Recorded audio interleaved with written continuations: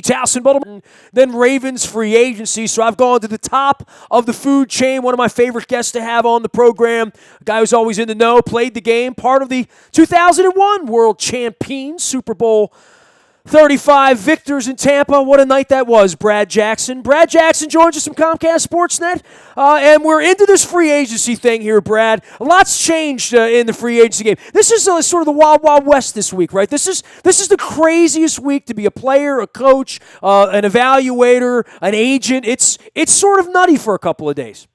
Well, it's nutty, and one, thanks for having me, Nestor, again, as always. But, when you look at it on the other side of it, everybody that you just mentioned are going through a different range of emotions. So you have coaches that are hopeful. Let's take a guy, for example, Rick Wagner. The Ravens made an offer. He's probably not going to come back to the Ravens because now there's some other team out there that is talking about offering him $7 to $8 million a year, which is out of the Ravens' price range. So now, as a coach and as an offensive staff and an offensive coordinator and general manager on the Ravens in that side of it, they are going to have a hole at right tackle because of the situation. Well, then you take the player side of it. Him and his agent are extremely happy because it is such a thin market for offensive tackles, let alone right tackles. And Rick Wagner played well for the most part last year. And even though he wasn't great and dominant, he's one of the top free agents this year because the market is so thin versus other years when he may have been a $4 to $5, $6 million type of guy that the Ravens would have been able to hold on to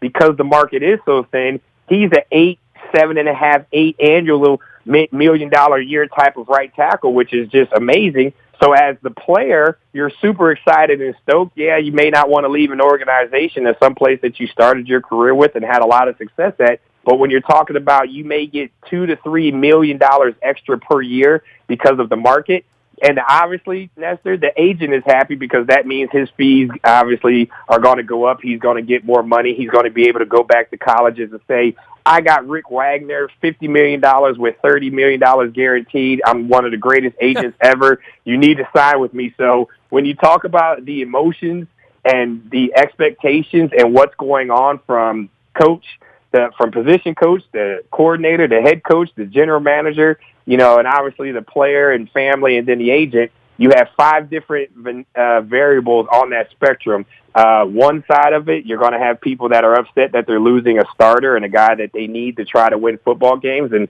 then that also carries over to the scouting because now Eric DaCosta and all those scouts have to figure out we got to reevaluate where can we find the right tackle. Vince Newsom, the head of pro personnel, now he's got to go around and look at finding another right tackle to potentially, fill that void that is left. So there's a range of emotions throughout the spectrum from team all the way down to the player.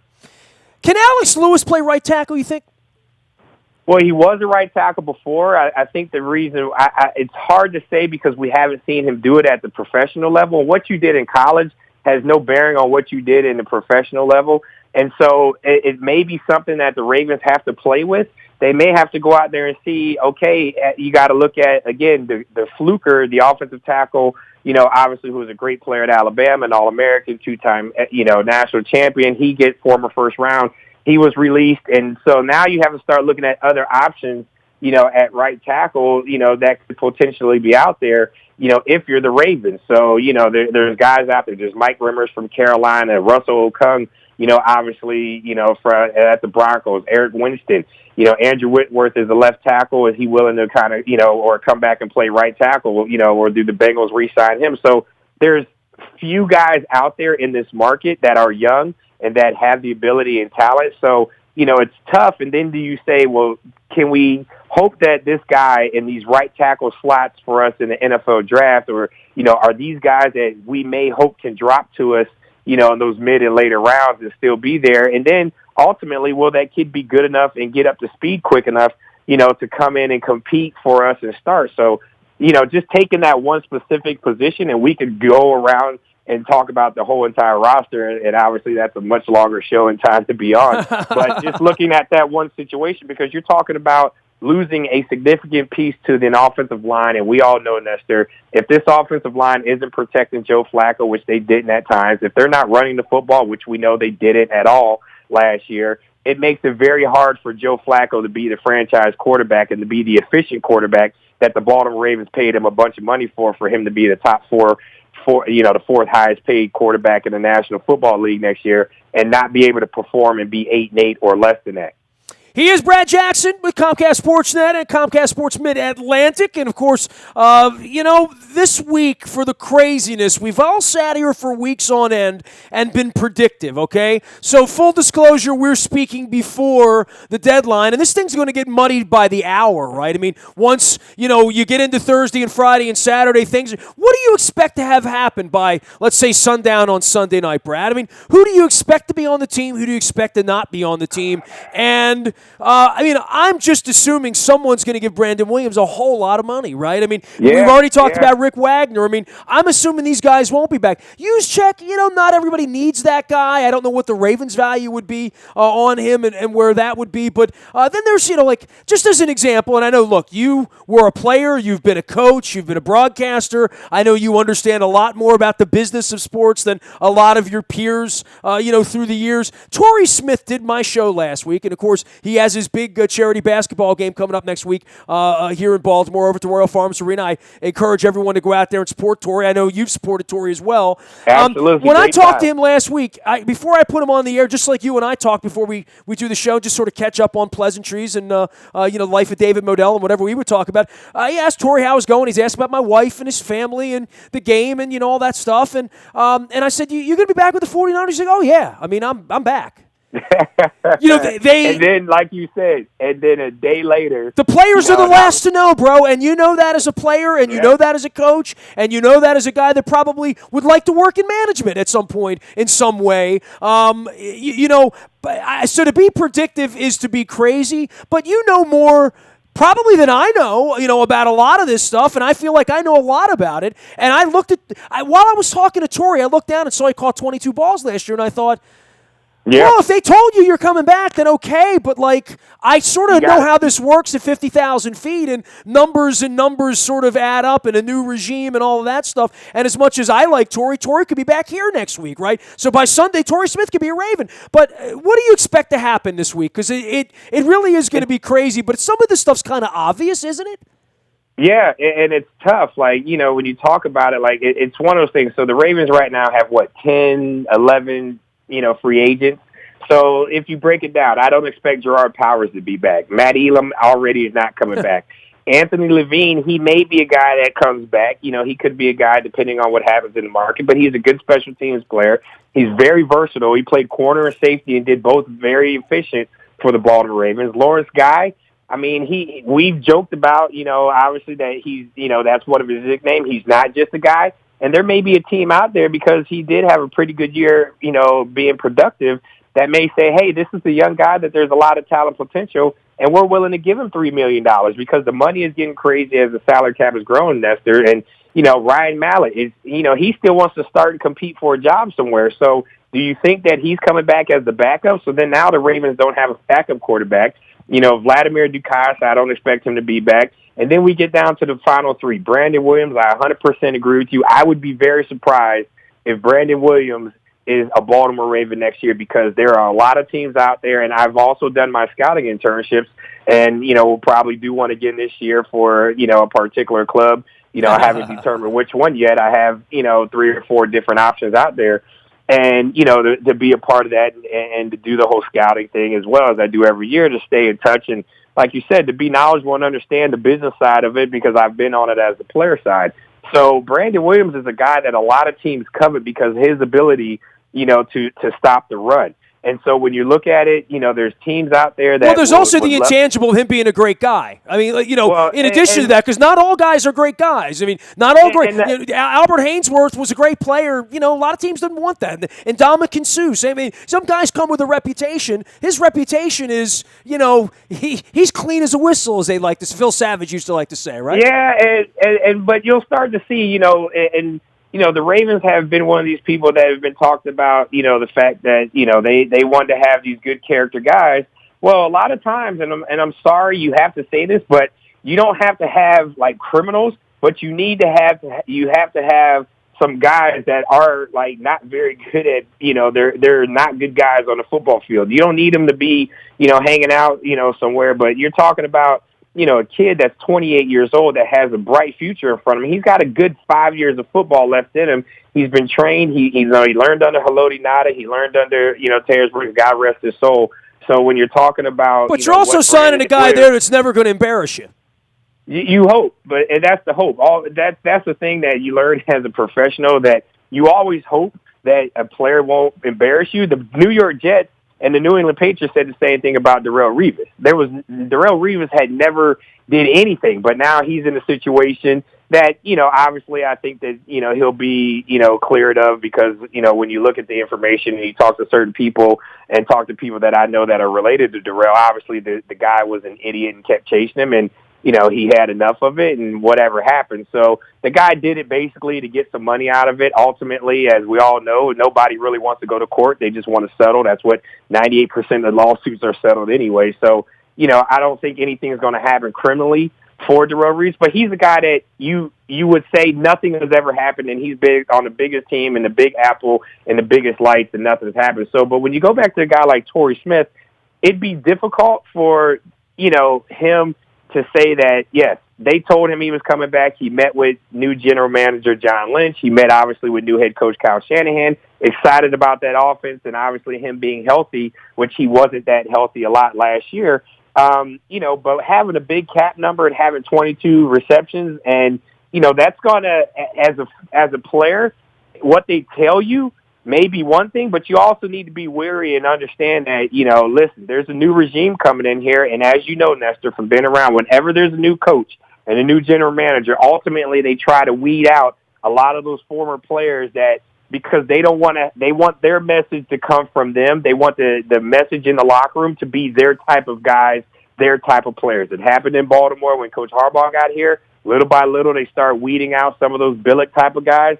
And unfortunately, when I was here, it's the same thing that happened. When Coach Billick got here, we started getting rid of some of those guys that, were Coach Mark Jabrota type of players that weren't buying into Coach Billick's system and didn't fit what, they wanted to do offensively, defensively, and special teams-wise. So that's obviously the case in what happened with Torrey, plus with a big cap number and not being, having the most productive year because of injuries, and obviously the offense and all the turmoil that the 49ers have, and thus he's released and he's out there, joining the ranks of teams that will obviously be looking for a veteran wide receiver.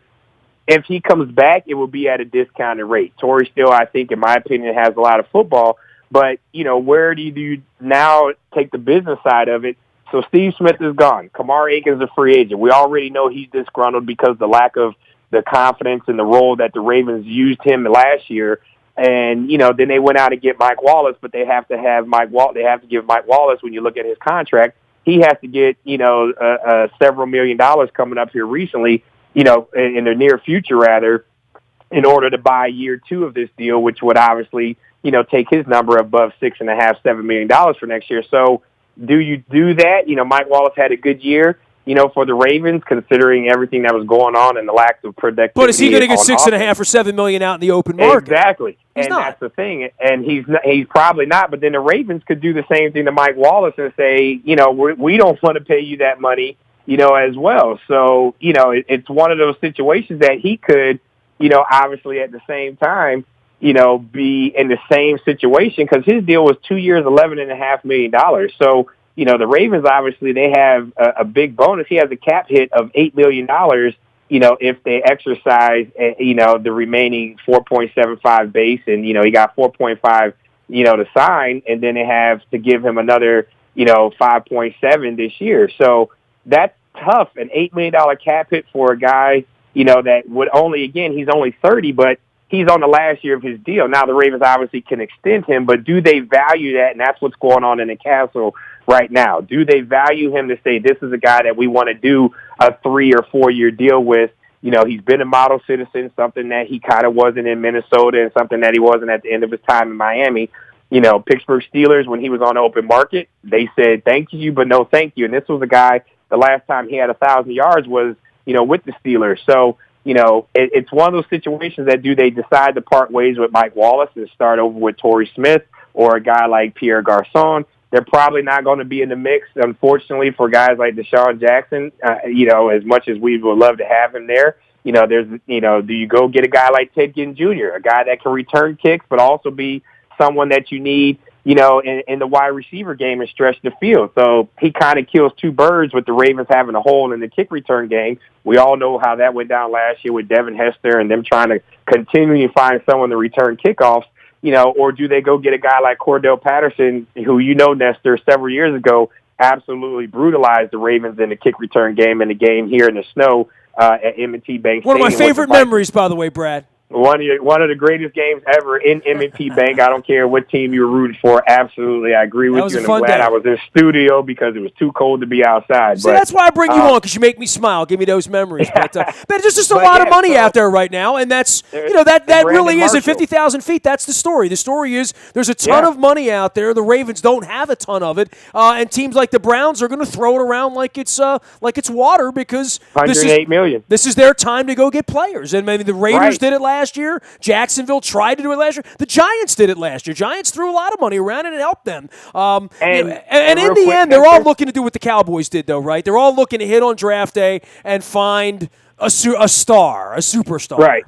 And that's the thing. So then you have to look at these wide receivers. All the teams are going to sit back and let somebody else set the market. So as a player, the market, going back to Rick Wagner, he's probably going to set it between, $6.5, $8 million a year on average.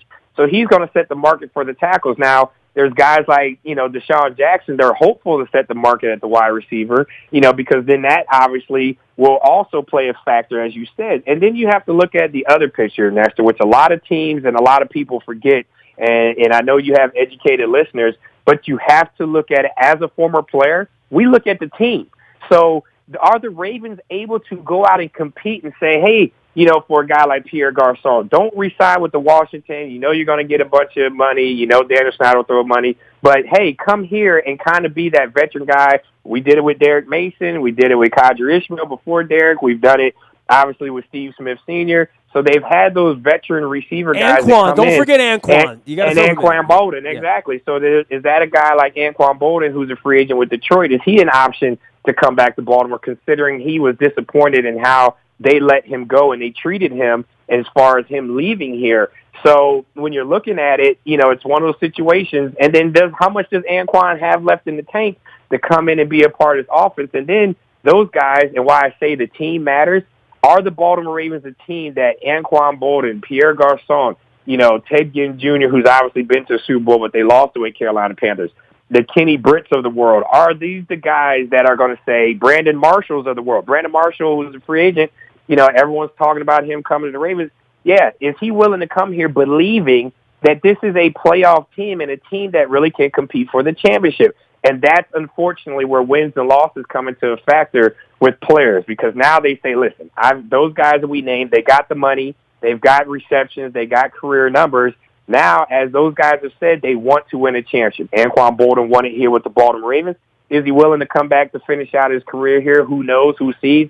If they can extend an olive branch and put that water under the bridge. Well, hey, this time last year they had no problem getting Weddle and Wallace, right? You know what I mean? And Watson. Weddle was a money situation. Nobody was offering Eric. He had pretty good offers from. But he thought they could win a championship here. He's an astute guy. And they offered him $3 to $5 million more. And when you can go home to mom and say, we got $3 to $5 million more to go to the East Coast versus stay on the West Coast, $3 to $5 million, when you're a 32, 33-year-old player, you're going to take as much money as you can. And a guy like Julius Peppers, who I played with, who I'm friends with, 37 years old, has over $100 million.